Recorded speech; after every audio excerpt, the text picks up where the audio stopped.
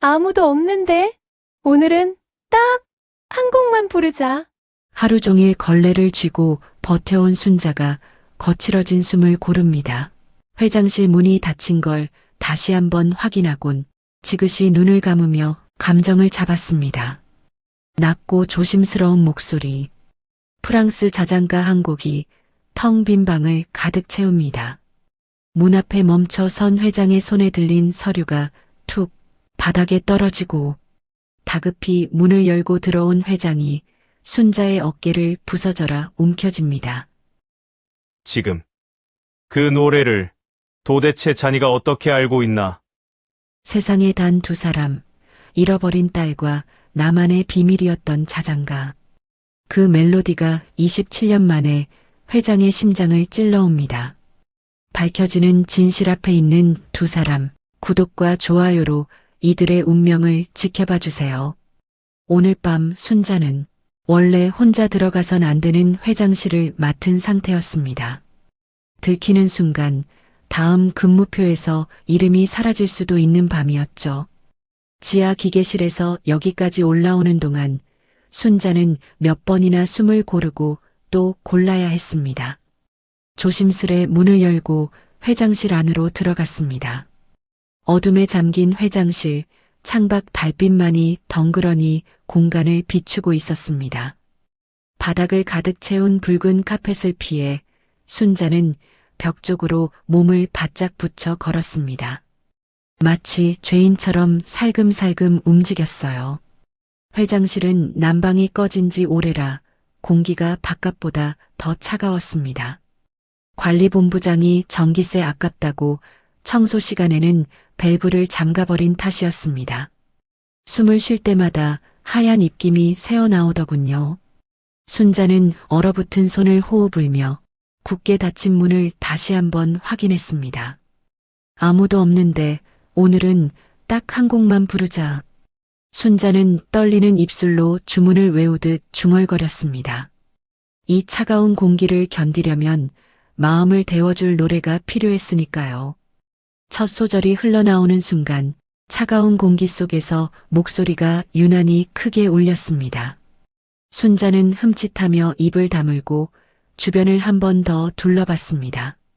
아무 일 없다는 걸 확인한 뒤에야 순자는 옷깃을 여미며 소파 앞으로 다가갔습니다.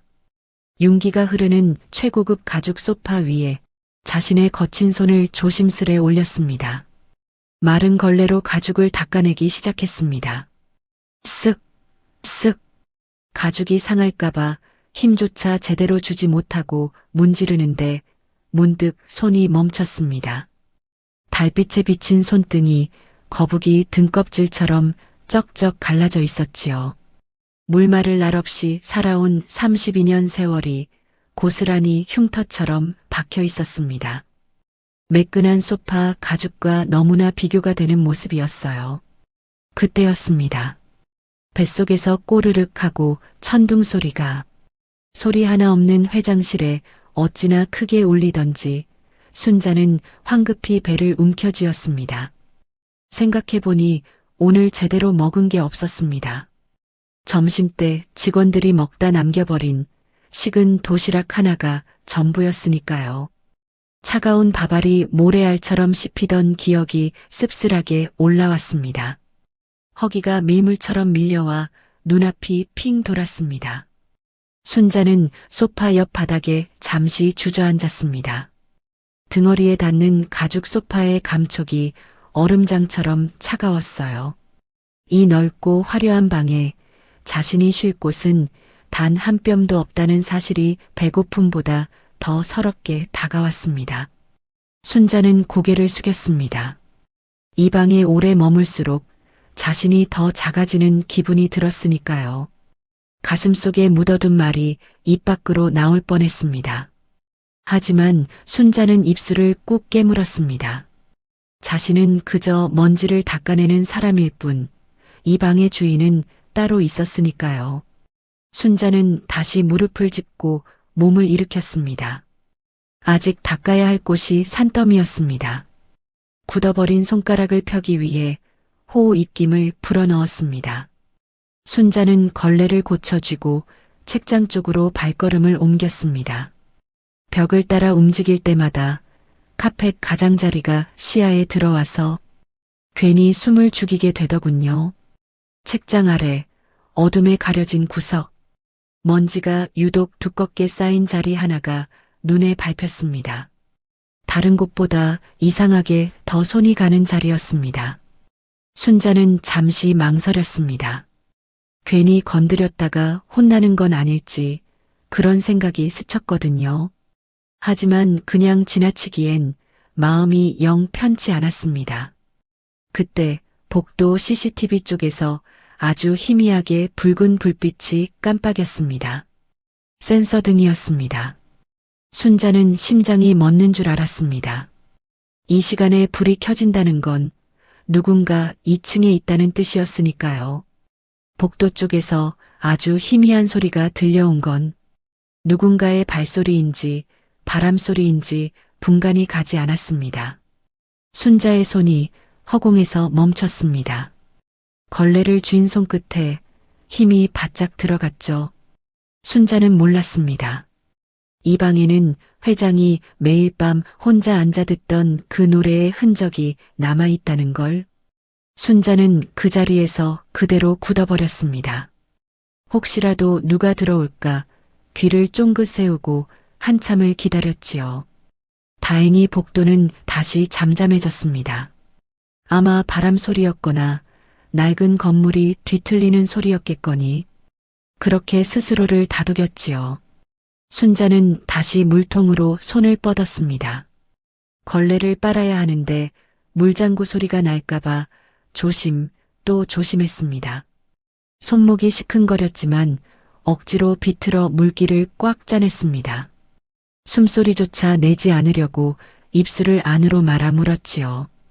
왜냐하면 낮에 들었던 그 모진 말이 아직도 귀에 딱지처럼 앉아 있었기 때문입니다. 그날 오후였지요.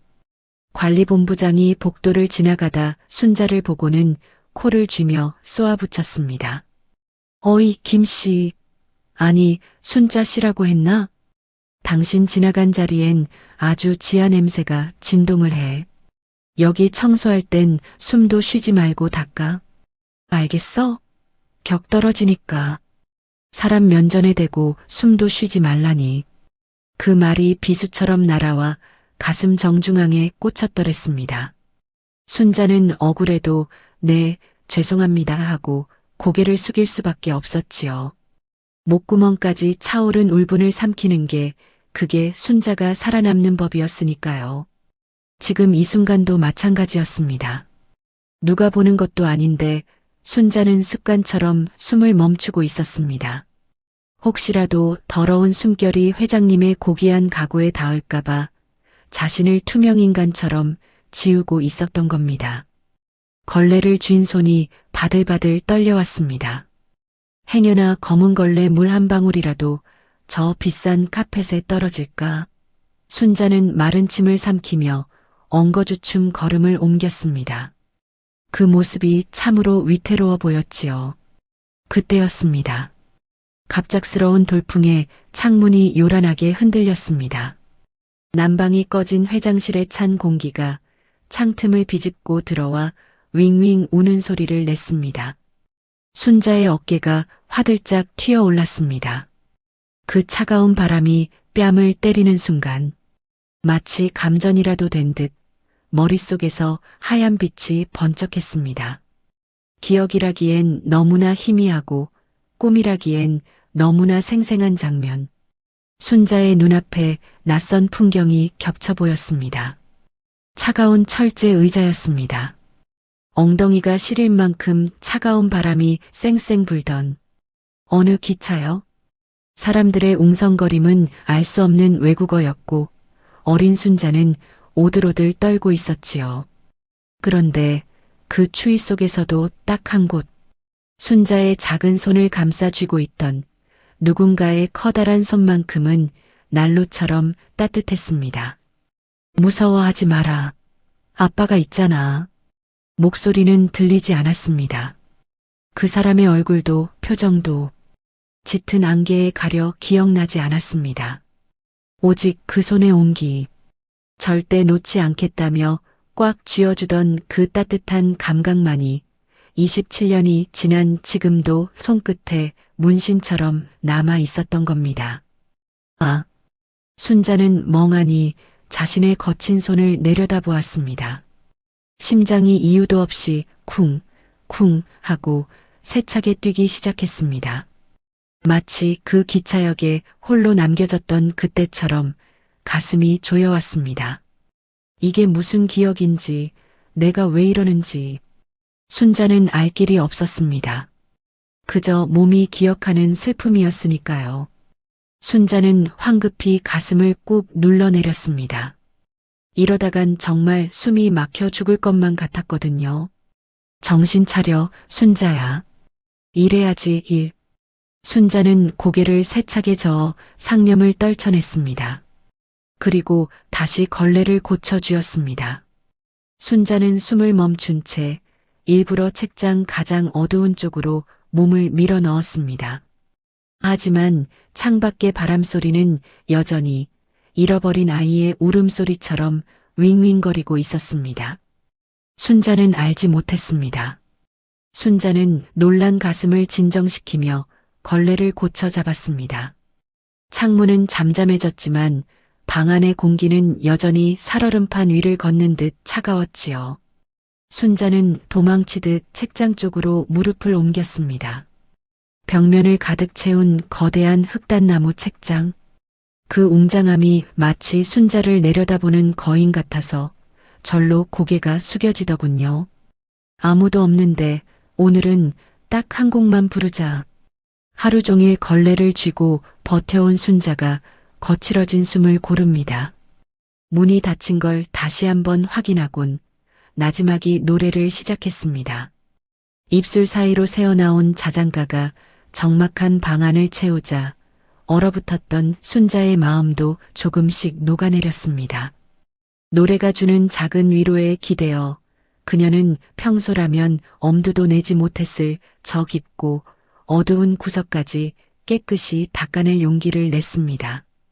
콧노래에 발걸음을 실은 순자는 위압적으로 서 있는 흑단나무 책장 앞으로 천천히 다가가 책장 가장 아래 칸 어둠이 웅크리고 있는 구석진 곳으로 몸을 낮췄습니다. 평소라면 대충 훔치고 지나갔을 자리였습니다. 허리를 굽히기도 힘든 데다 누가 거기까지 들여다보겠나 싶은 마음이 드는 사각지대였으니까요. 하지만 그날따라 순자의 눈에 그 구석에 쌓인 회색 먼지 뭉치가 유독 거슬렸습니다. 마치 저 먼지 속에 자신이 꼭 찾아야 할 무언가가 숨어 있기라도 한 것처럼 말이죠. 순자는 바닥에 배를 깔고 엎드렸습니다. 팔을 깊숙이 뻗어 어둠 속을 더듬거렸지요. 차가운 마룻바닥의 냉기가 얇은 작업복을 뚫고 배꼽까지 스며들었습니다. 손끝에 닿는 건 묵은 먼지와 차가운 나무의 감촉뿐인 줄 알았는데 그때였습니다. 걸레 끝에 무언가 묵직하고 딱딱한 물건이 툭 걸리더군요. 순자는 미간을 찌푸리며 팔을 더 깊이 찔러 넣었습니다. 손가락 끝으로 조심스레 끌어당겨 보니 손바닥만 한 기계 장치였습니다. 먼지를 뽀얗게 뒤집어 쓴 탓에 처음엔 그게 뭔지도 몰랐습니다. 소매로 슥슥 문질러 보니 그제야 윤곽이 드러났지요. 아주 오래된 벽돌만 한 구형 카세트 녹음기였습니다. 모서리는 칠이 벗겨져 반질반질했고 스피커 구멍엔 세월의 때가 까맣게 껴있는 물건이었죠. 이 화려하고 번쩍이는 회장실에 웬 고물상이나 있을 법한 녹음기라니 참으로 어울리지 않는 조합이었습니다. 회장님이 옛날 물건을 아끼신다더니 이건가 보네. 순자는 대수롭지 않게 생각하며 녹음기를 든 채 걸레질을 시작했습니다. 버튼 사이사이에 낀 먼지를 닦아내려 꼼꼼히 문질렀지요. 그런데 그 투박한 엄지손가락에 너무 힘이 들어갔던 모양입니다. 먼지를 닦아내려던 걸레가 불룩 튀어나온 재생 버튼을 꾹 누르고 만 겁니다. 고요한 방 안에 기계식 버튼이 눌리는 소리가 총성처럼 울렸습니다. 순자는 화들짝 놀라 어깨를 움츠렸습니다. 그걸로 끝났으면 좋았을 텐데 곧바로 낡은 모터 돌아가는 소리가 이어졌지요. 스피커가 찢어질 듯한 기계음과 지직거리는 잡음이 터져 나왔습니다. 순자는 기겁을 했습니다. 혹여복도 밖까지 이 소리가 들릴까봐 심장이 입 밖으로 튀어나올 것만 같았지요. 황급히 정지 버튼을 찾아 손가락을 허둥댔습니다. 등줄기에 식은땀이 한 줄기 쭉 흐르더군요. 아이고, 꺼져라, 제발 좀 꺼져. 순자가 당황해서 버튼을 마구 누르려던 바로 그 찰나였습니다. 거친 잡음 사이를 뚫고 어떤 소리가 흘러나오기 시작한 건 남자의 목소리였습니다. 아니, 목소리라기보단 나직한 흥얼거림에 가까웠지요. 아주 낮고 부드럽고 또 한없이 슬픈 허밍. 순자의 손가락이 허공에서 딱 멈춰섰습니다. 이상한 일이었습니다. 분명 빨리 꺼야 하는데 손가락이 말을 듣지 않았습니다. 그 목소리가 고막에 닿는 순간 순자의 머릿속이 하얗게 비워져 버렸기 때문입니다. 마치 거센 파도가 들이닥쳐 모든 생각을 쓸어가 버린 것처럼 순자는 멍하니 그 기계를 바라볼 수밖에 없었습니다. 녹음기 속 남자는 잠시 뜸을 들이더니 노래를 부르기 시작했습니다. 잘 자라. 우리 아가. 아가는 금방 잠들 거야. 분명 알아들을 수 없는 낯선 말이었지만 순자는 그 뜻을 알 것만 같았습니다. 그건 먼 나라 프랑스의 자장가였습니다. 가난한 청소부 순자가 평생 들어볼 일도 알 수도 없는 낯선 언어. 그런데 말입니다. 그 낯선 멜로디가 귓가에 닿자마자 순자의 심장이 미친 듯이 요동치기 시작했습니다. 쿵, 쿵. 가슴뼈가 울릴 정도로 거센 박동이었습니다. 이유를 알 수 없는 뜨거운 것이 목구멍 끝까지 차올랐습니다. 슬픔인지 그리움인지 아니면 두려움인지조차 분간할 수 없는 거대한 감정 덩어리였지요. 순자는 떨리는 손으로 가슴팍을 움켜쥐었습니다. 눈앞이 흐릿해지더니 시야가 물기로 번져갔습니다. 기억나지 않는 어떤 풍경이 눈앞을 스쳤습니다. 따뜻한 벽난로 불빛, 흔들리는 요람, 그리고 나를 내려다보던 어떤 남자의 따뜻한 눈동자. 물론 순자의 머리는 그게 누군지 기억하지 못했습니다. 하지만 순자의 몸은 그 세포 하나하나는 기억하고 있었습니다. 27년 전 매일 밤 잠들 때마다 이 노래를 들으며 느꼈던 그 절대적인 평온함을 말입니다. 순자는 바닥에 주저앉은 채 녹음기를 두 손으로 소중히 감싸쥐었습니다. 차가운 기계에서 미세한 진동이 전해져 왔습니다. 그 진동이 손바닥을 타고 팔뚝으로, 어깨로, 그리고 심장으로 전이되었습니다. 아무도 없는데, 뭐? 순자의 입술 사이로 바스락거리는 혼잣말이 새어나왔습니다. 누가 시킨 것도 아니었습니다. 그저 터져나오는 것을 막을 수 없었을 뿐이죠. 순자는 홀린 듯 녹음기 속 남자의 목소리에 자신의 목소리를 포개기 시작했습니다. 달콤한 노래, 엄마가 불러주던 기적 같은 일이 벌어졌습니다.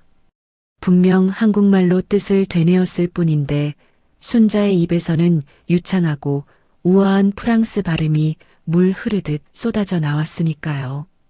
평생 거친 시장통 말투만 쓰던 순자의 입에서 유창하고 우아한 파리의 발음이 굴러나왔습니다. 혀끝이 기억하는 감각이었습니다. 입술의 모양, 혀의 위치, 숨을 내뱉는 호흡까지 모든 것이 완벽했습니다.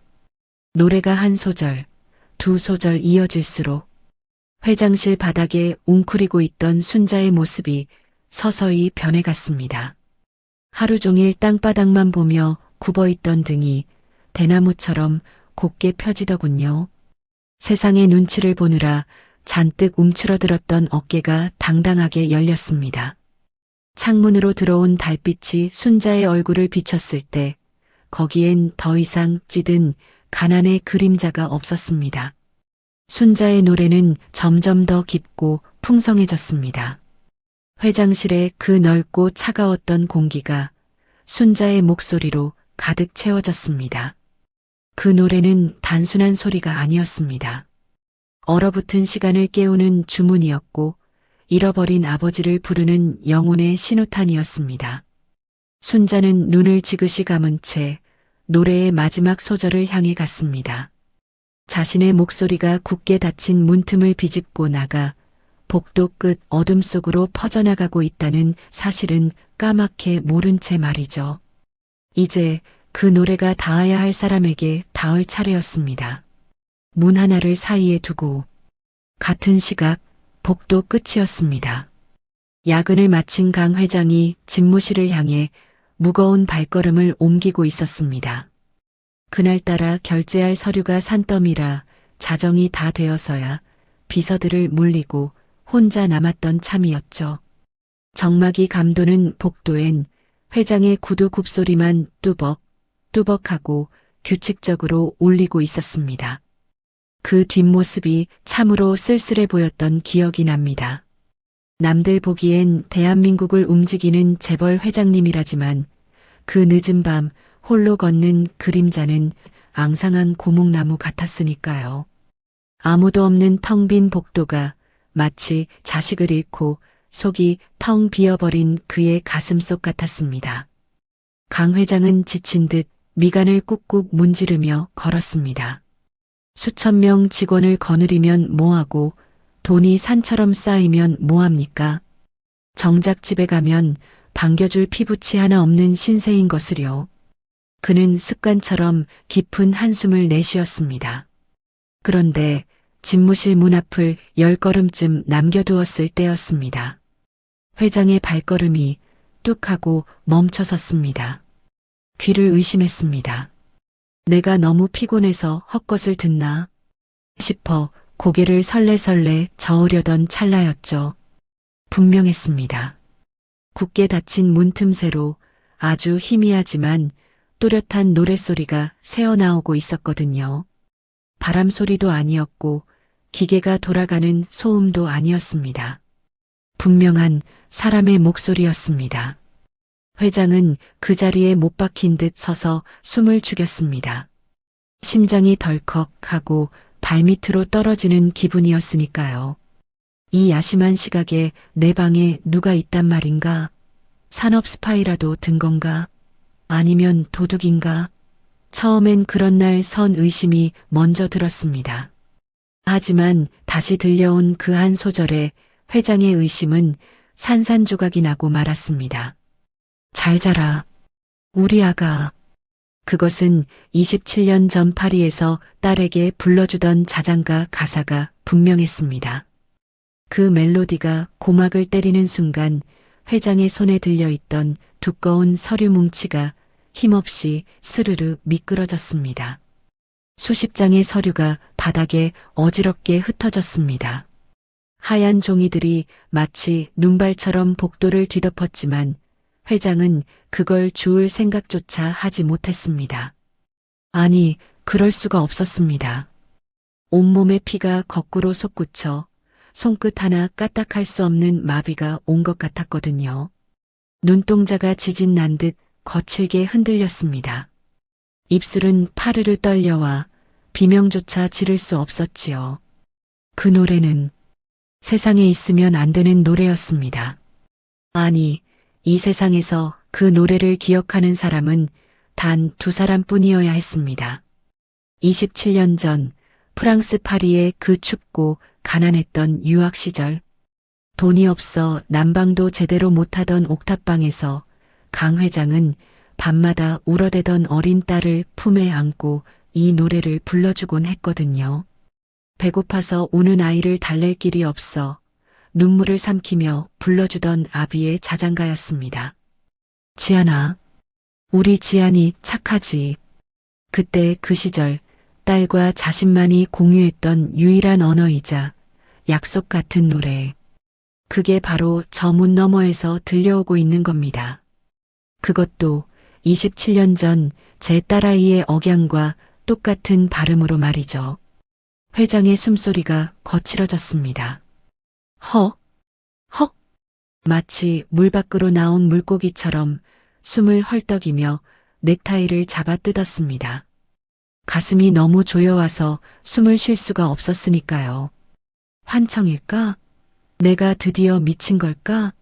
딸을 찾다 못해 이젠 헛소리까지 듣는 지경이 된 걸까? 회장은 자신의 뺨을 세차게 때려보고 싶었을 겁니다.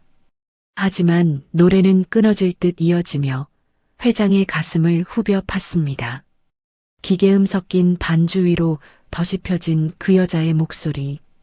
그 떨림 하나하나가 회장의 뼛속을 사무치게 건드렸습니다.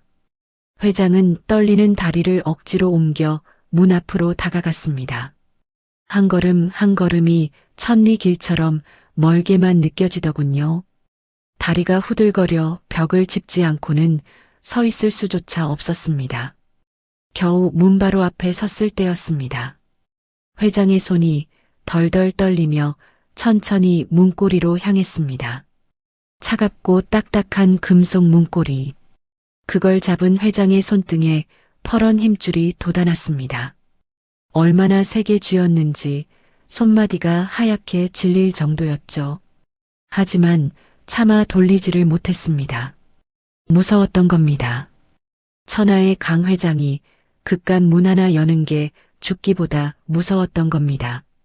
이 문을 열면 저 소리가 환상처럼 연기되어 사라져버릴까봐, 혹은 자신이 기대했던 내 새끼가 아니라 그저 우연히 노래를 아는 낯선 타인일까봐, 그 실망감을, 그 절망을 다시 감당할 자신이 없었던 거지요. 27년을 찾아 헤맸던 희망이 바로 저 문 하나를 사이에 두고 있었습니다. 회장은 이마를 문에 쿵 하고 기댔습니다. 닫힌 문에 얼굴을 묻고 소리 없는 오열을 토해냈습니다.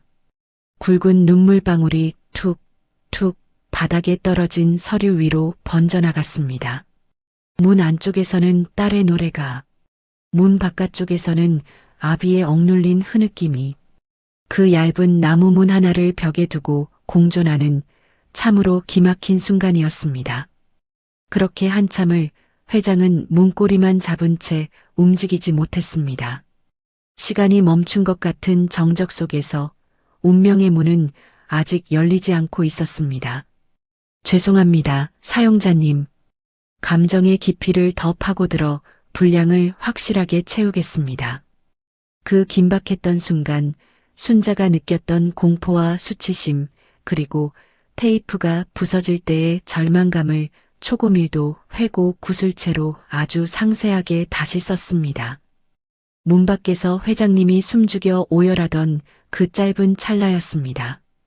회장실 안 순자는 아직 그 사실을 까맣게 모른 채 노래가 끝난 여운에 젖어 있었지요. 녹음기를 품에 안고 떨리는 가슴을 진정시키려던 참이었습니다. 그런데 그 고요를 깬 건 다름 아닌 폭발음 같은 소음이었습니다. 닫혀있던 육중한 마호가니 문이 부서져라 젖혀졌습니다. 마치 포탄이 떨어진 것처럼 회장실 전체가 울렁거렸지요. 순자는 소스라치게 놀라 비명도 지르지 못하고 그 자리에 얼어붙었습니다. 심장이 입 밖으로 튀어나올 것만 같아 숨을 헙 하고 들이켰습니다.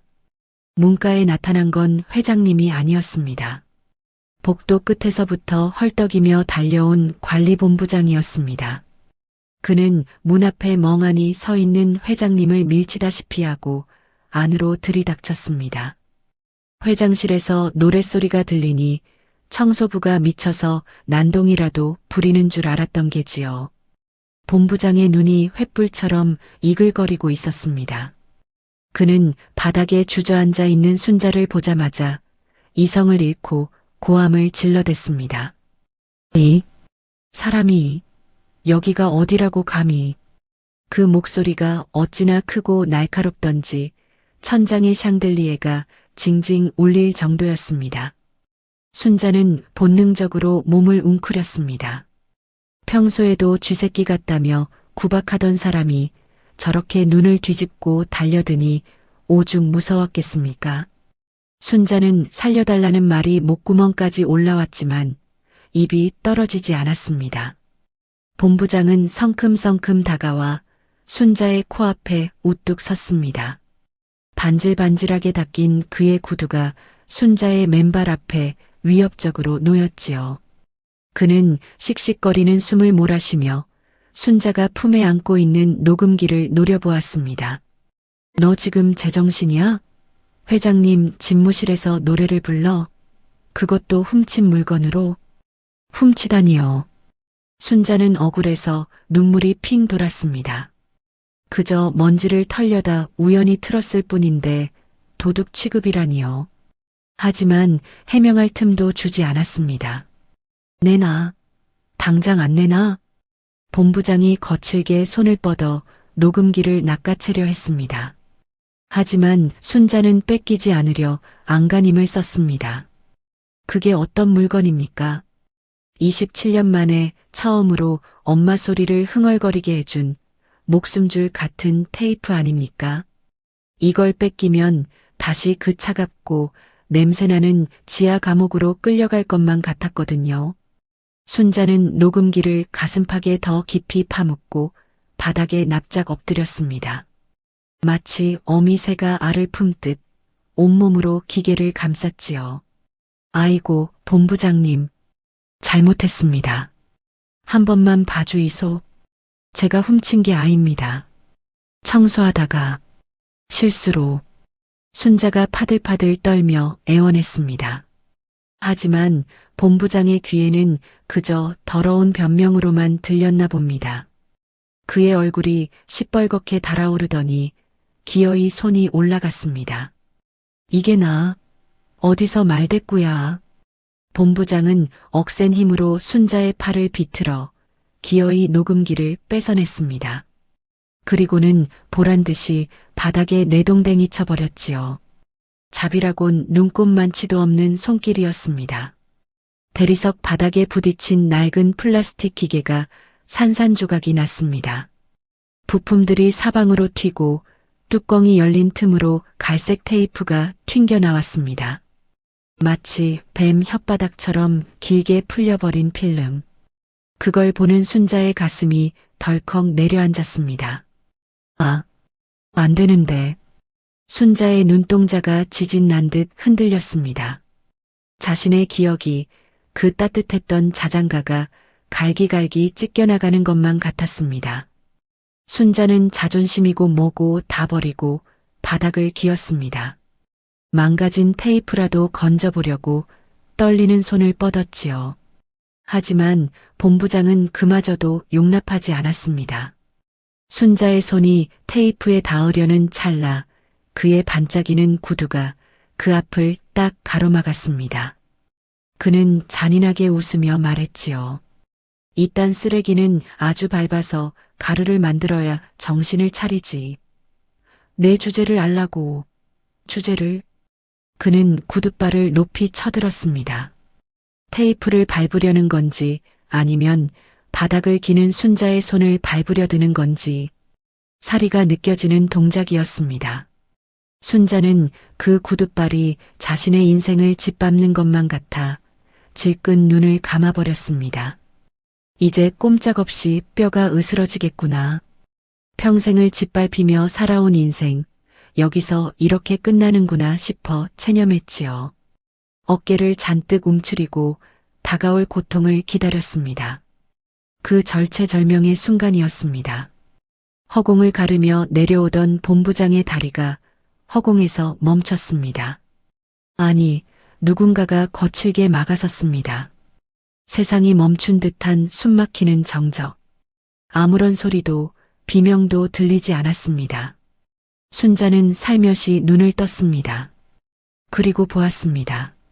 문 앞에 너클 놓고 서 계시던 회장님이 어느새 바람처럼 달려와 본부장의 앞을 막아서고 있는 모습을요. 그때 회장님의 모습은 평소에 그 점잖고 고상한 노신사가 아니었습니다. 땀에 젖은 와이셔츠 바람으로 본부장의 어깨를 움켜쥔 손등엔 시퍼런 핏대가 솟아 있었습니다. 눈에서는 금방이라도 사람을 집어삼킬 듯한 푸른 불꽃이 튀고 있었지요. 마치 제 새끼를 건드린 맹수처럼 으르렁거리는 거친 숨소리가 순자의 귀에까지 들려왔습니다. 본부장은 그 기세에 눌려 다리 한쪽을 든 채 석고상처럼 굳어버렸습니다. 회장님의 입술이 파르르 떨리더니 이내 지옥에서 올라온 듯한 낮은 목소리가 흘러나왔습니다. 지금 내 딸한테 뭐 하는 짓인가? 물론 그건 마음의 소리였습니다. 하지만 그 서슬퍼런 눈빛은 분명 그렇게 말하고 있었습니다. 본부장의 얼굴이 하얗게 질려가고 바닥에 납작 엎드린 순자의 눈에서 참았던 눈물이 툭 하고 바닥을 적셨습니다. 그 밤 이 회사의 진짜 주인이 누구인지 그리고 저 초라한 청소부가 누구인지 가려질 운명의 시간이었습니다.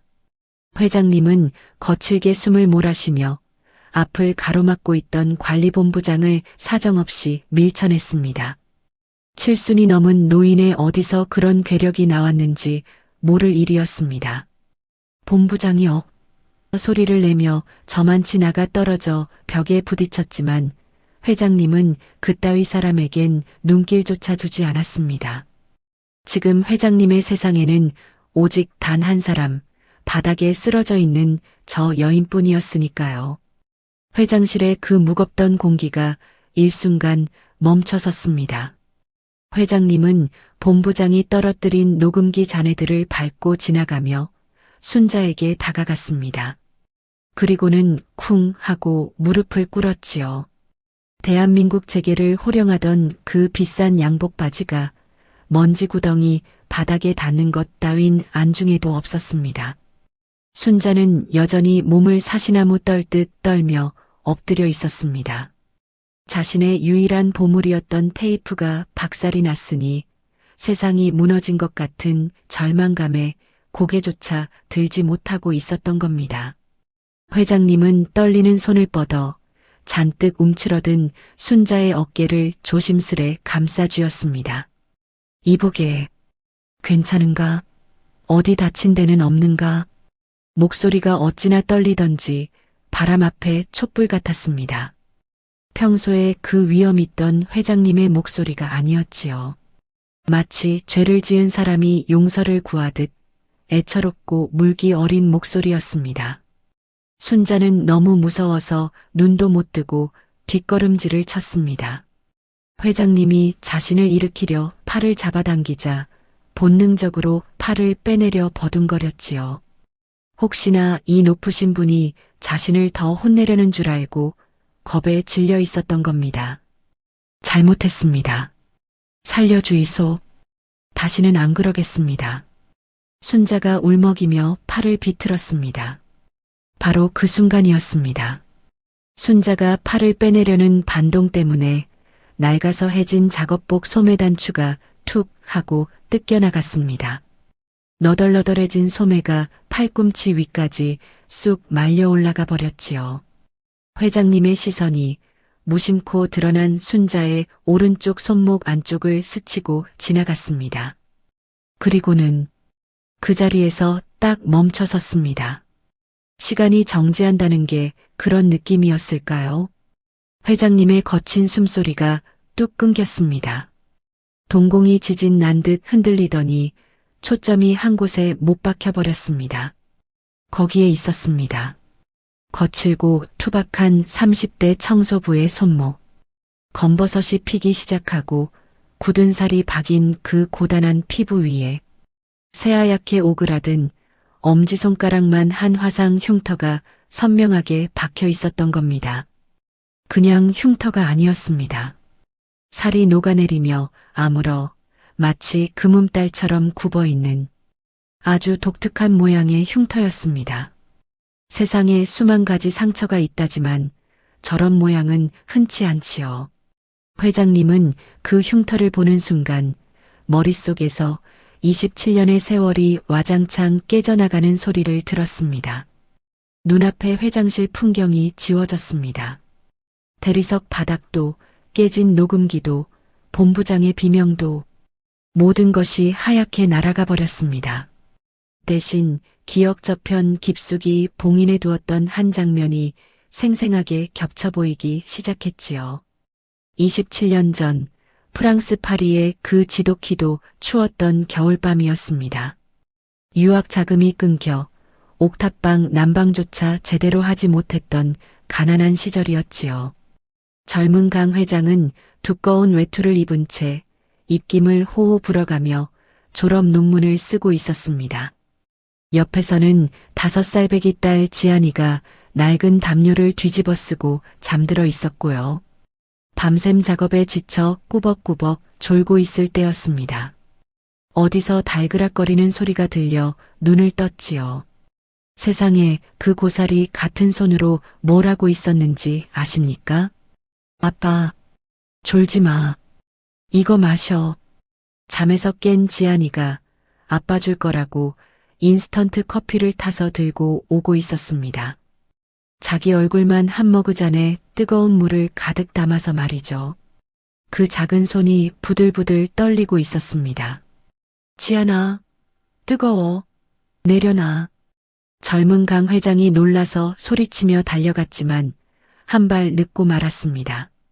아이의 발이 낡은 문턱에 걸리는 순간 펄펄 끓는 커피가 아이의 오른쪽 손목 위로 쏟아지고 말았으니까요. 살 타는 냄새와 함께 하얀 김이 피어올랐습니다. 아이의 자지러지는 비명이 좁은 옥탑방을 가득 채웠지요. 아비의 가슴이 찢어지다 못해 너덜너덜해지던 순간이었습니다.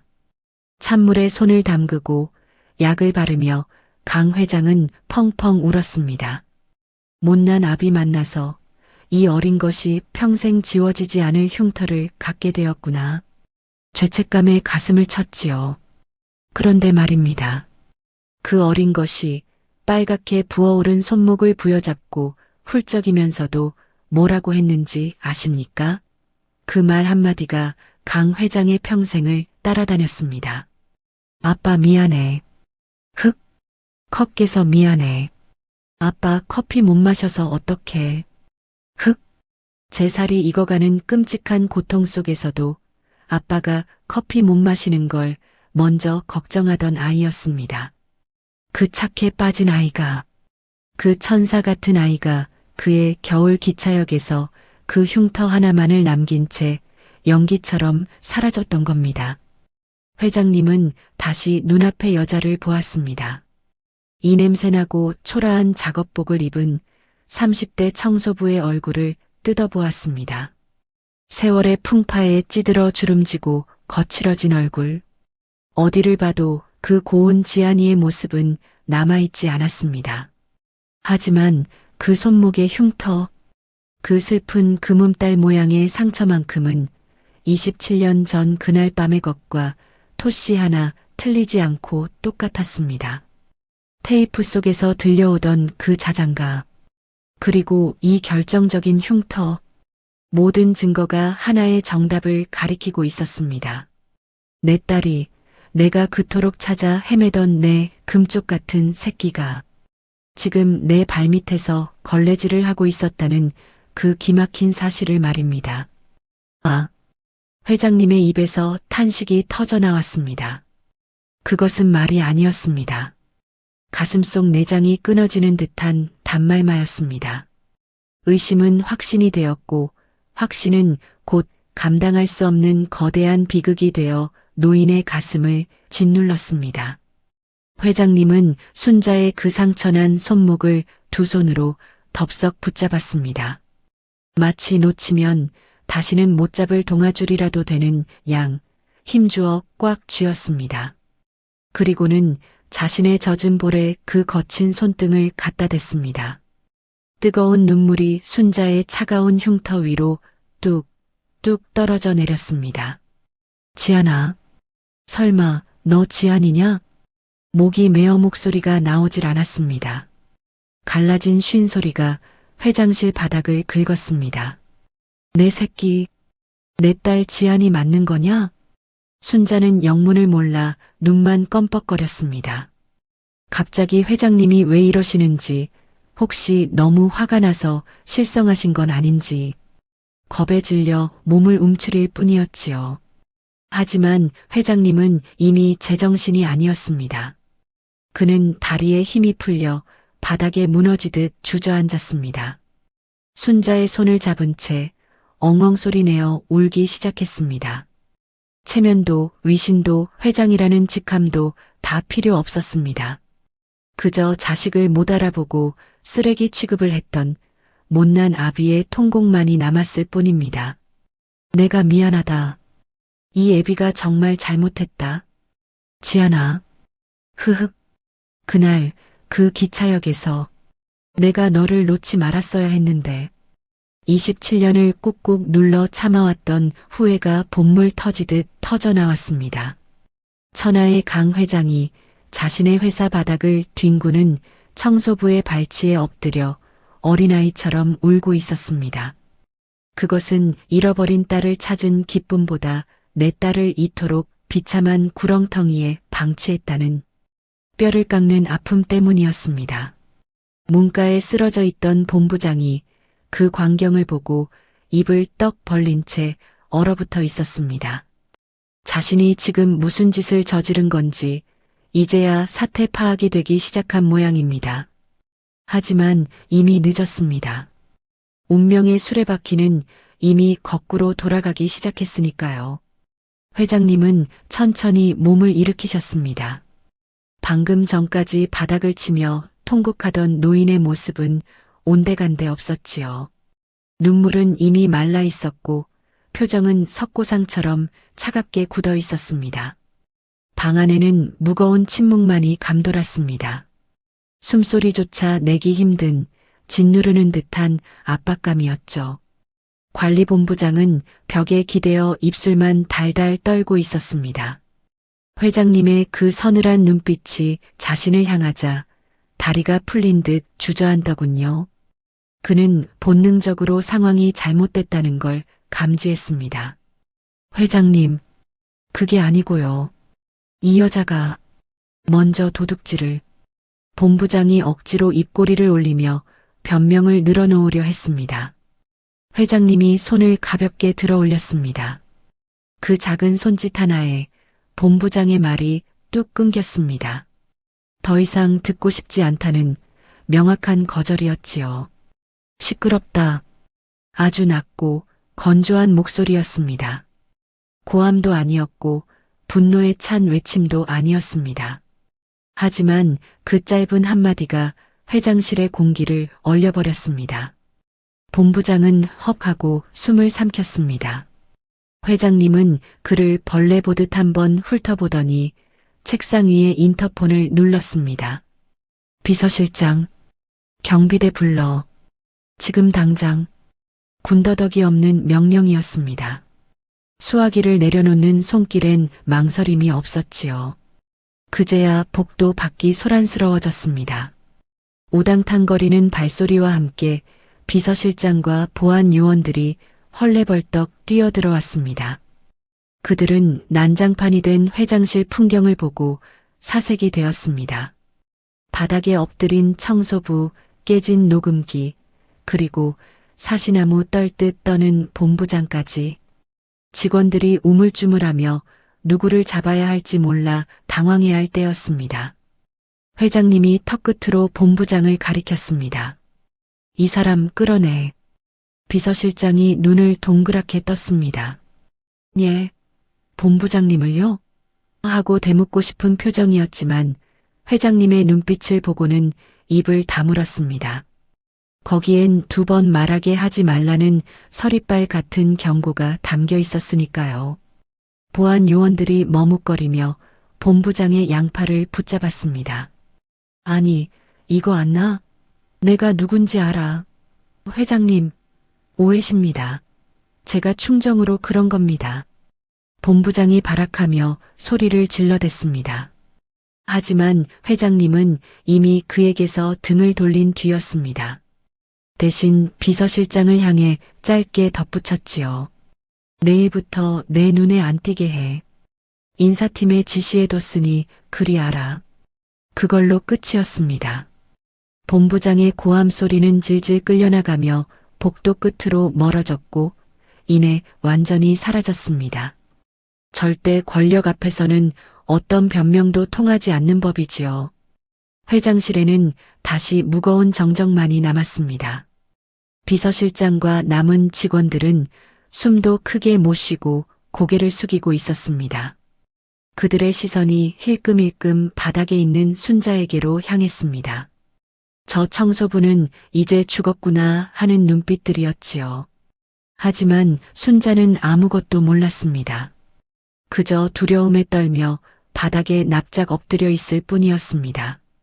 본부장이 끌려나갔으니 다음 차례는 자신일 거라 생각했겠지요. 낡은 작업복 등판이 땀으로 흥건하게 젖어 있었습니다. 회장님은 직원들을 향해 손을 휘저었습니다. 다 나가라는 뜻이었죠. 직원들이 도망치듯 문을 닫고 사라지자 방 안엔 다시 두 사람만 남았습니다. 회장님은 천천히 순자 앞으로 걸어왔습니다. 뚜벅, 뚜벅. 구두 소리가 가까워질수록 순자의 몸이 더 작게 움츠러들었습니다. 하지만 호통은 없었습니다. 매질도 없었습니다. 회장님은 말없이 자신의 양복 상의를 벗었습니다. 그리고는 무릎을 굽혀 바들바들 떨고 있는 순자의 어깨 위로 툭 하고 덮어주었습니다. 따뜻한 체온이 남아있는 묵직한 옷감이 순자의 등을 감쌌습니다. 순자가 놀라서 고개를 들려 했지만 회장님은 순자의 어깨를 가만히 눌러주었습니다. 보지 말라는 뜻이 아니었습니다. 이제 안심하라는 무언의 신호였습니다. 회장님은 그 옆에 털썩 주저앉아 깨진 녹음기 조각들을 하나씩 줍기 시작했습니다. 아무런 말도 없이 그저 묵묵히 딸이 지키려 했던 그 파편들을 자신의 손으로 수습할 뿐이었습니다. 그 넓은 회장실엔 플라스틱 조각이 부딪히는 달그락 소리만 작게 울려 퍼졌습니다. 폭풍이 휩쓸고 지나간 회장실엔 묘한 정막이 흘렀습니다. 회장님은 바닥에 웅크린 순자를 부축해 일으켰습니다. 순자는 다리에 힘이 하나도 없어 소민형처럼 휘청거렸지요. 회장님은 그런 순자를 소파에 조심스레 앉혔습니다. 방금 전까지 순자가 먼지 한 톨 남길까봐 벌벌 떨며 닦았던 바로 그 최고급 가죽 소파였습니다.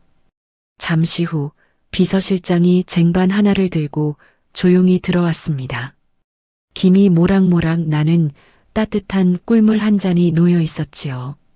회장님은 쟁반을 받아들고는 비서에게 눈짓을 했습니다. 아무도 들이지 말라는 뜻이었죠. 달칵 문이 닫히고 세상과 단절된 방 안에 단둘만 남게 되었습니다. 회장님은 순자의 손에 따뜻한 머그잔을 쥐어주었습니다. 이거 좀 마시게. 따뜻한 거다. 순자는 멍하니 컵을 받아들었습니다. 손이 어찌나 떨리는지 찻잔과 받침이 부딪혀 달그락거리는 소리가 났습니다. 순자는 두 손으로 컵을 감싸 쥐었습니다. 도자기 너머로 전해지는 뜨끈한 온기. 그 온기가 얼음장처럼 차가웠던 손바닥을 녹이고 굳어있던 혈관을 타고 팔뚝으로 어깨로 퍼져나갔습니다. 순자는 홀짝하고 차를 한 모금 삼켰습니다. 달콤하고 따뜻한 액체가 식도를 타고 내려가자 긴장이 툭 하고 끊어지더군요. 그제야 참았던 숨이 터져나왔습니다. 후.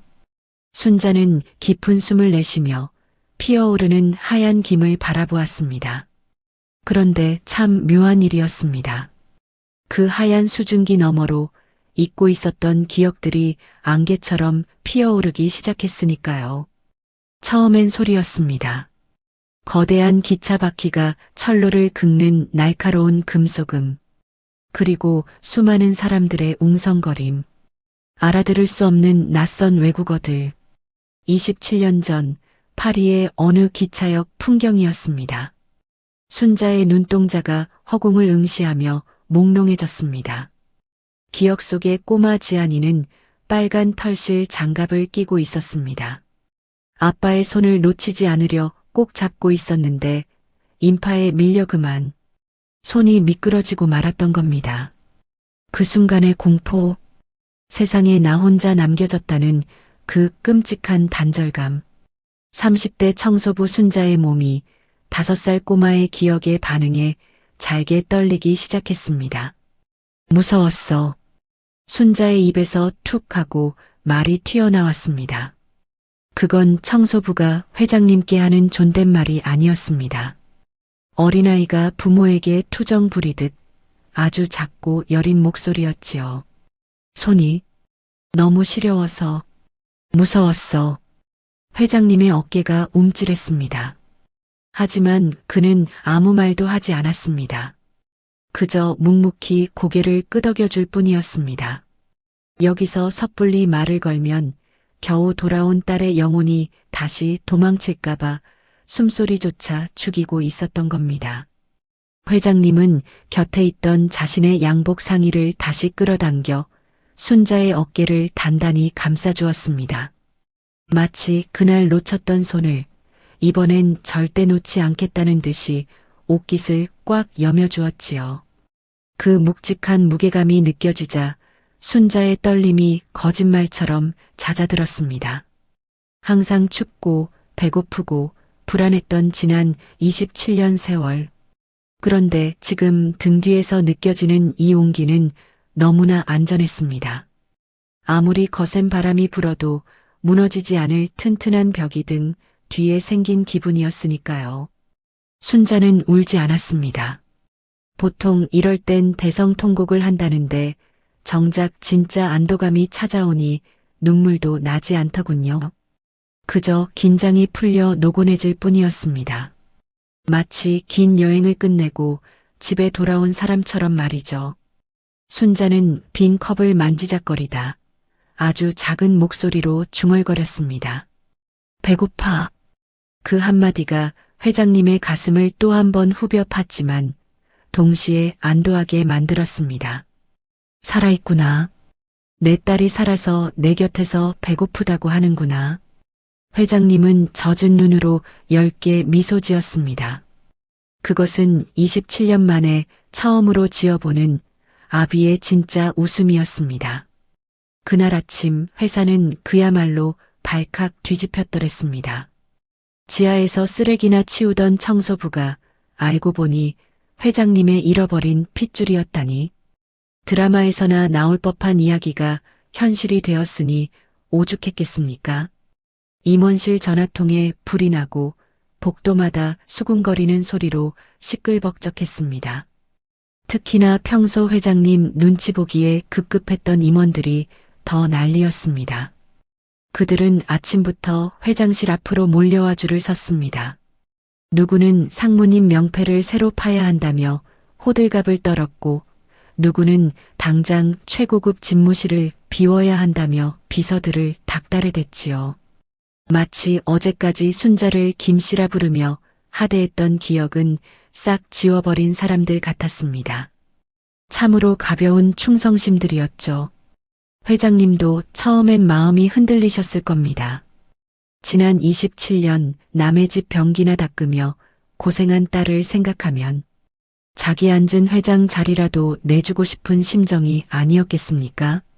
세상 보란 듯이 비단 옷 입히고 가장 높은 자리에 앉혀서 그동안 당한 서름을 한 방에 갚아주고 싶으셨겠지요. 하지만 회장님은 그러지 않았습니다. 임원들이 결제판을 들이밀며 따님을 경영 수업에 참여시키셔야 합니다. 지분을 양도하셔야 합니다. 하고 떠들어댈 때였습니다. 회장님이 찻잔을 받침대에 내려놓으셨습니다. 아주 작고 건조한 소리였습니다. 하지만 그 소리 하나에 시장통 같던 회장실이 물을 끼얹은 듯 조용해졌습니다. 회장님은 아무 말씀도 하지 않으셨습니다. 그저 소란 피우는 임원들을 향해 가만히 손바닥을 들어 보이셨을 뿐입니다. 멈춰라. 더 이상 떠들지 말라는 무언의 압박이었지요. 그 서늘하고 깊은 눈빛에 기세등등하던 임원들은 꿀먹은 벙어리가 되어 뒷걸음질 쳤습니다.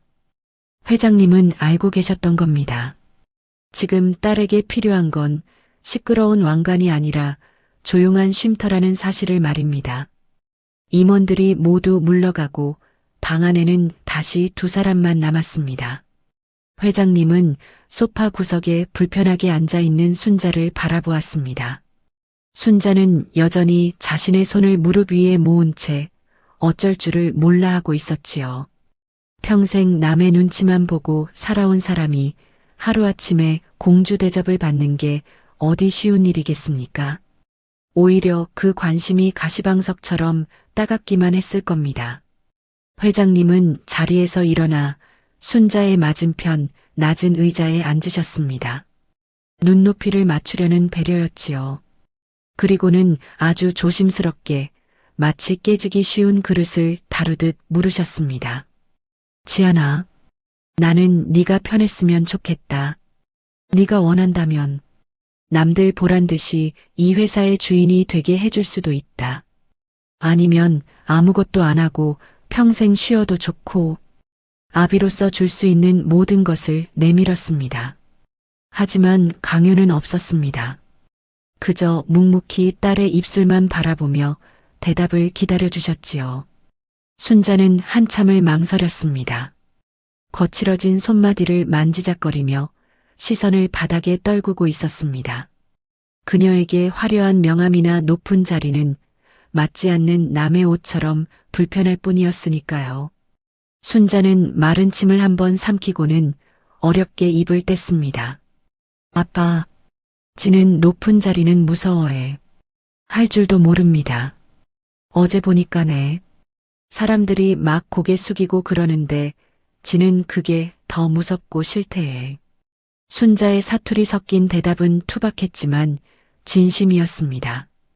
권력도 돈도 명예도 그녀가 원하는 것이 아니었습니다. 그냥 아빠 곁에서 잔심부름이나 하면서 조용히 있고 싶어해. 아빠 약 드실 때 물 떠다 드리고 서류 정리 같은 거나 도우면서 그렇게 살면 안 됩니까? 잃어버린 27년 세월을 보상받는 방식치곤 너무나 소박한 바람이었습니다.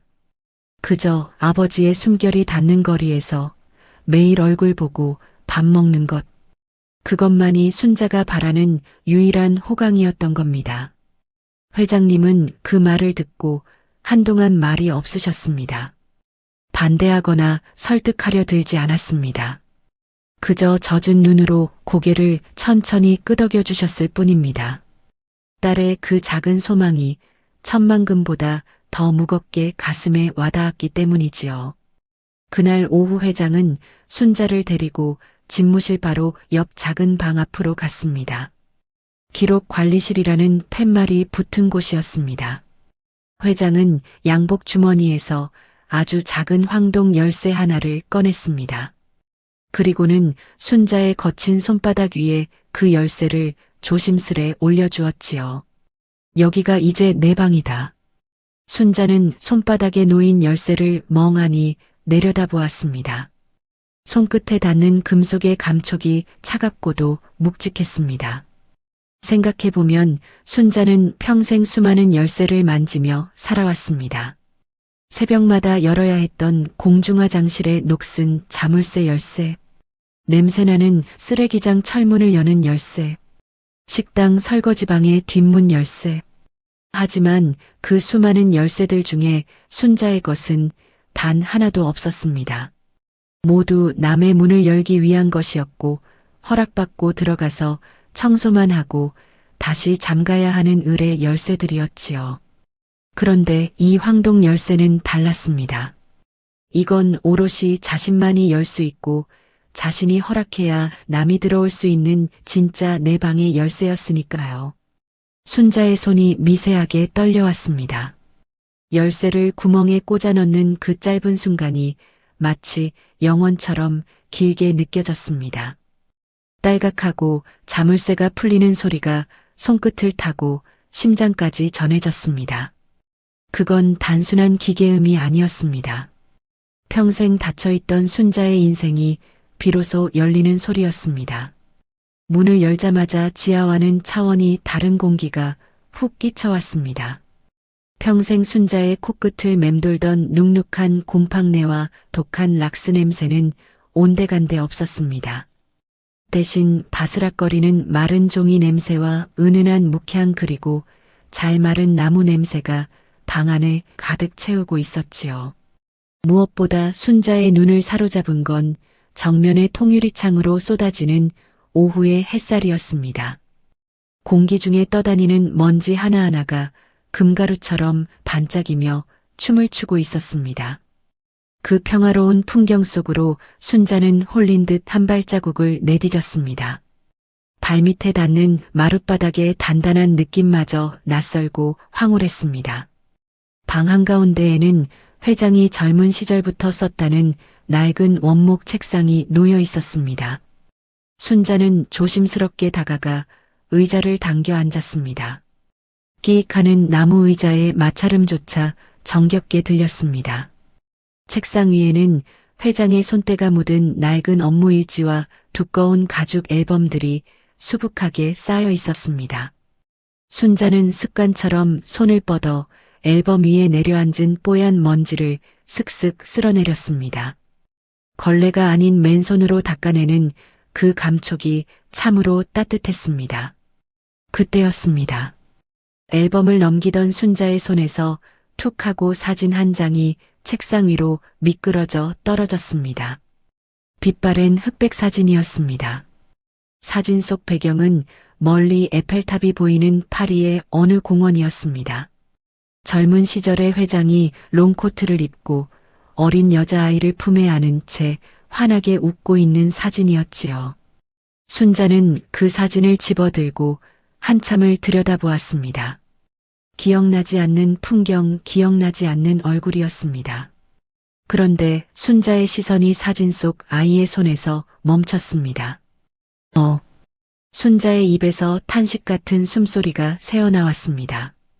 사진 속 꼬마 아이는 빨간 털실로 짠 두툼한 벙어리 장갑을 끼고 있었습니다. 그 장갑을 보는 순간 순자의 손끝이 찌릿했습니다. 머리로 기억하는 추억이 아니었습니다. 몸이 기억하는 감각이 먼저 살아난 겁니다.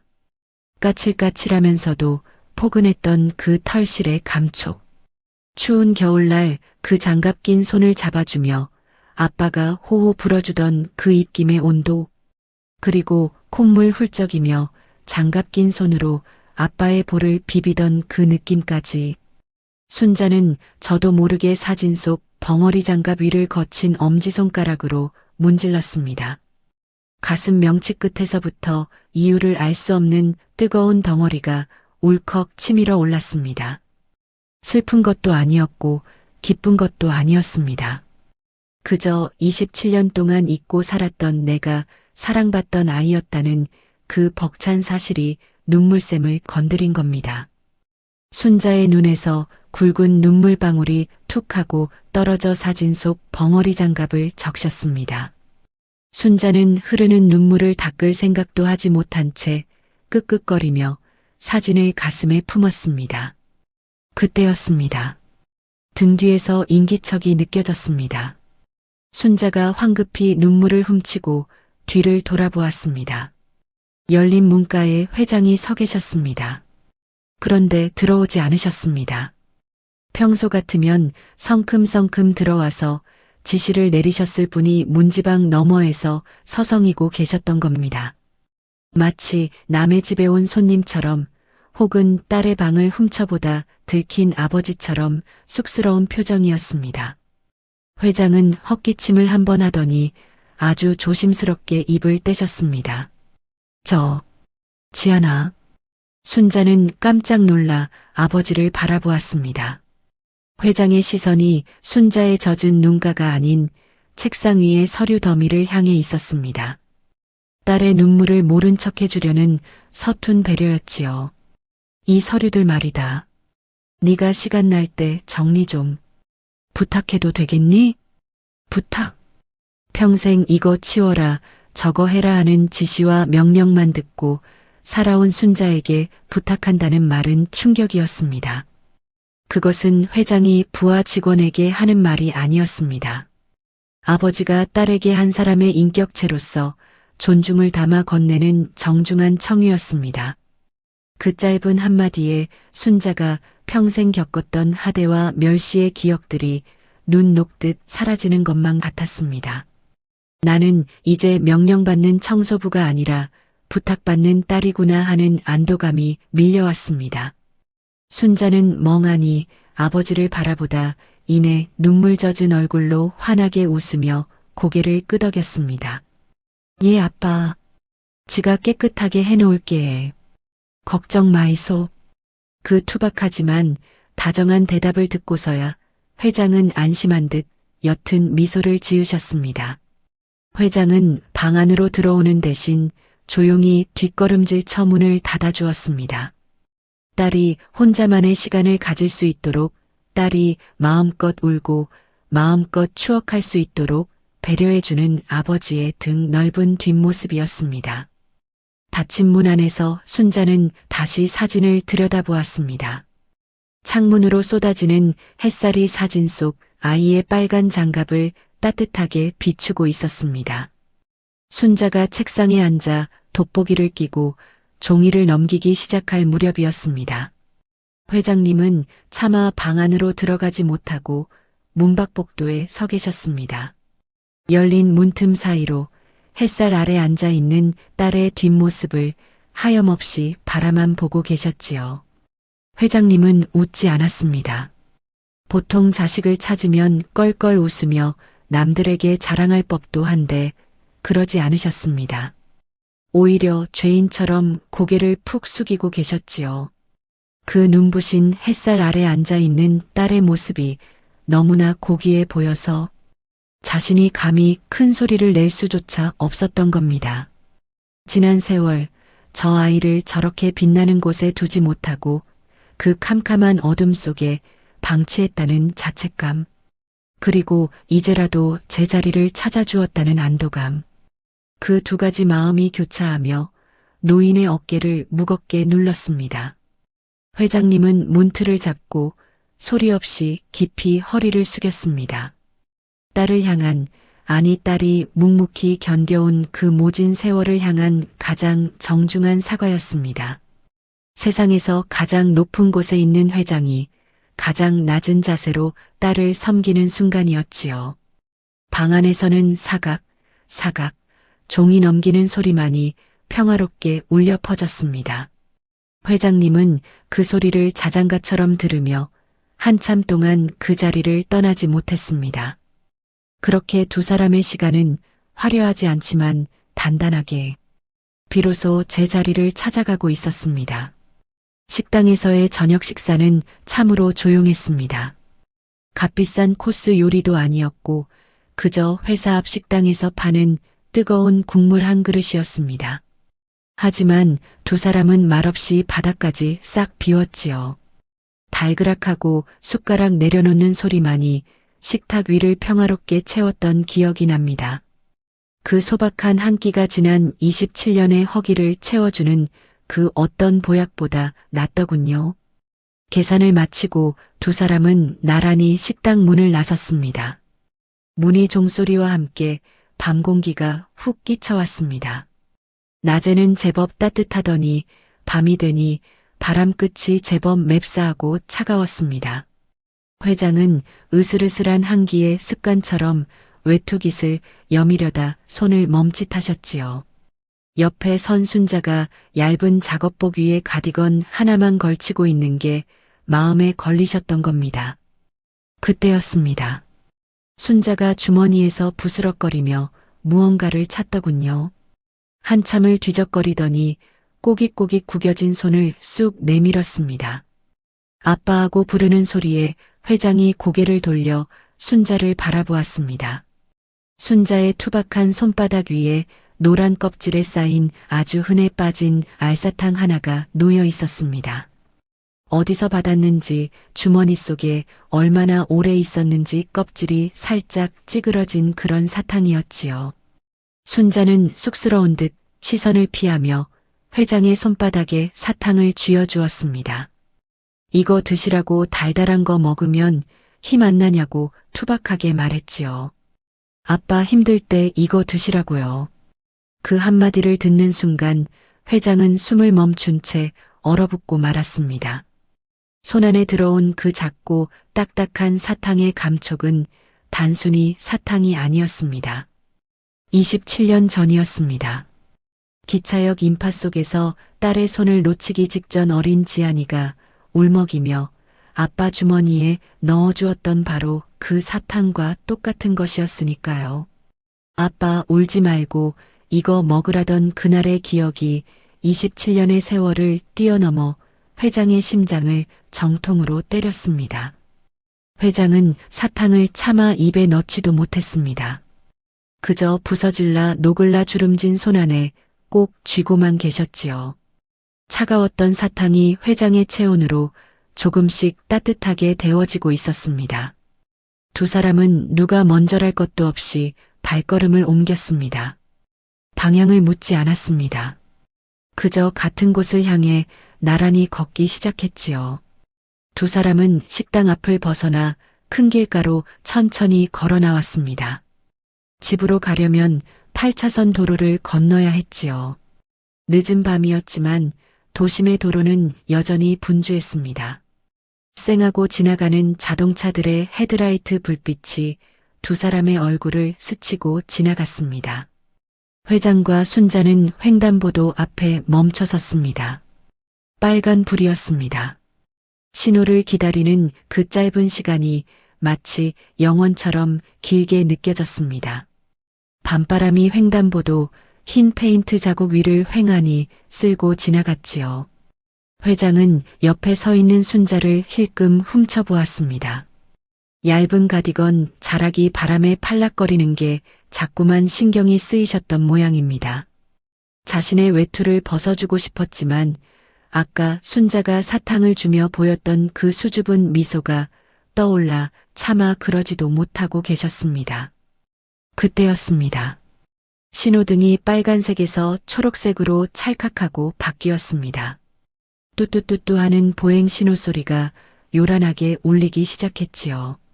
반대편에 서 있던 사람들이 검은 파도처럼 우르르 쏟아져 나오기 시작했습니다. 무표정한 퇴근길 인파가 두 사람을 향해 밀려오는 순간이었습니다. 회장의 몸이 감전된 듯 굳어버렸습니다. 갑작스러운 공포가 노인의 심장을 덮쳤습니다. 27년 전 그날이 떠오른 겁니다. 파리의 기차요? 수많은 인파, 그 거대한 사람 물결에 휩쓸려 고사리 같던 딸의 손을 놓쳐버렸던 그 끔찍한 순간에 트라우마가 발작처럼 되살아난 거지요. 지금 눈앞에서 걸어오는 저 사람들이 또다시 내 딸을 밀쳐내고 우리 사이를 갈라놓을 것만 같은 공포. 회장의 손이 본능적으로 허공을 휘저었습니다. 지아나 안 된다. 이번에는 놓치면 안 된다. 회장은 다급하게 순자의 손을 낚아채려 했습니다. 하지만 회장의 손은 순자의 손목 바로 앞에서 딱 멈추고 말았습니다. 허공에서 파르르 떨리기만 할 뿐 차마 잡지를 못했습니다. 자신이 없었던 겁니다. 27년 전 그 손을 놓쳐서 딸을 지옥으로 내몰았던 그 죄 많은 손으로 다시 딸의 손을 잡아도 되는 건지, 내가 감히 이 아이의 손을 잡을 자격이 있는지. 회장은 입술을 깨물며 뻗었던 손을 슬그머니 거두려 했습니다. 겁먹은 아이처럼 주먹을 꽉 쥐고 뒷걸음질 치려던 찰나였습니다. 툭! 무언가 부드럽고 따뜻한 것이 회장의 손등을 건드렸습니다. 순자였습니다. 순자가 한 발짝 다가와 서 있었습니다. 그녀는 말없이 자신의 낡은 가디건 소매 끝으로 회장의 주름진 손등을 살며시 덮었습니다. 손을 꽉 잡은 것도 아니었습니다. 그저 옷자락 끝으로 아빠의 손을 톡하고 건드린 아주 조심스럽고 작은 접촉이었습니다. 하지만 그 느낌은 명확했습니다. 아빠 나 여기 있어 해. 안 도망갑니다. 걱정 마이소. 순자는 그렇게 온몸으로 말하고 있었습니다. 회장은 숨을 훅 하고 들이켰습니다. 소매 너머로 전해지는 딸의 체온이 꽁꽁 얼어붙었던 공포를 녹여버렸습니다. 회장은 떨리는 눈으로 순자를 바라보았습니다. 순자는 앞만 보고 있었습니다. 하지만 소매 끝으로 맞닿은 그 손을 떼지는 않았습니다. 마치 어릴 적 아빠 코트 자락을 잡고 졸졸 따라가던 그 시절처럼 순자는 회장의 곁을 단단히 지키고 서 있었습니다. 신호등의 초록, 불이 깜빡거리기 시작했습니다. 어서 건너라는 신호였습니다. 이번에는 회장이 용기를 냈습니다. 회장은 조심스럽게, 아주 조심스럽게 순자의 옷소매를 잡았습니다. 꽉 쥐면 부서질까봐 살짝 쥔 그 손에 27년의 세월이 담겨 있었습니다. 가자. 회장의 입에서 바람 같은 목소리가 새어나왔습니다. 두 사람은 발을 맞추어 횡단보도를 건너기 시작했습니다. 수많은 사람들이 스쳐 지나갔지만 두 사람의 잡은 손은 끊어지지 않았습니다. 가로등 불빛이 두 사람의 머리 위로 쏟아졌습니다. 회장의 긴 그림자와 순자의 작은 그림자가 아스팔트 위에서 천천히 하나로 겹쳐졌습니다. 이제 다시는 떨어지지 않겠다는 듯 두 그림자는 꼭 붙어서 어둠 속으로 걸어 들어갔습니다. 어떤 웅장한 약속도 화려한 선언도 없었습니다. 그저 밤길을 걷는 두 사람의 발자국 소리만 타박타박 울릴 뿐이었습니다. 여러분 보이시나요? 화려한 회장실도 차가운 지하 쪽방도 아닌 그저 따뜻한 가로등 아래서 비로소 하나가 된 두 그림자가 말입니다. 세상에서 가장 비싼 밥은 돈으로 살 수 있지만 세상에서 가장 맛있는 밥은 함께 먹어야 한다는 걸 우리는 너무 자주 잊고 사는 건 아닐까요? 여러분은 오늘 누구와 따뜻한 한 끼를 나누셨나요? 오늘 순자와 회장의 긴 여정이 여러분의 마음에 작은 위로가 되었기를 바랍니다. 이 이야기가 가슴 따뜻하셨다면 구독과 좋아요 꼭 눌러주세요. 다음에도 여러분의 품격을 높여드리는 가슴 울리는 명품 이야기로 찾아오겠습니다. 감사합니다.